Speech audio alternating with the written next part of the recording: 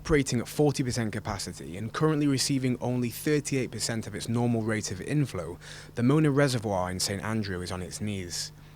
A total capacity of 700 million gallons now holds only 280 million, and at its current rate it will be empty in 6 weeks.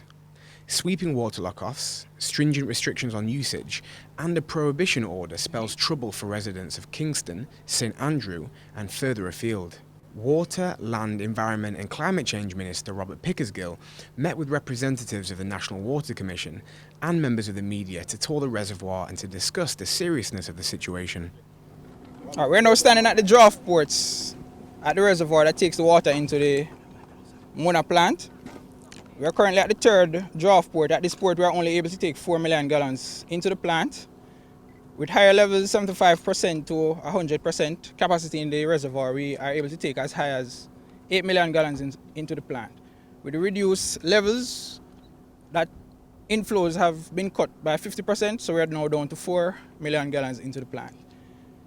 The balance is taken from the Yalas, so we are now taking directly from the Yalas into the plant, which is approximately 6 million. It falls off sometimes to as low as 5 million, but this morning we are up to 6 million and we're taking 4 from the reservoir. So the production of the Mona plant is now 10 million as opposed to the 16, which is design capacity. We are actually within the reservoir now, which means during the wet period, all of this would be water.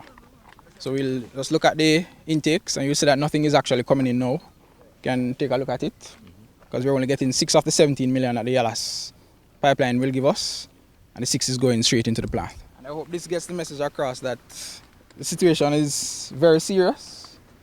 I know the minister has said it, and I'll reiterate that with no inflows from Yalas, we need to do some regulation. A lot of regulation and a lot of water restrictions within the KSA.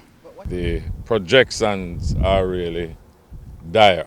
I mean, whether it is from the World Meteorological Services or from our local meteorological office. Last May was the hottest month recorded. And they are predicting that this year, since 1880, it will be the hottest year.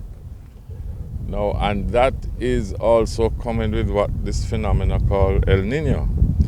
And the last very serious drought we had was accompanied by El Nino as well.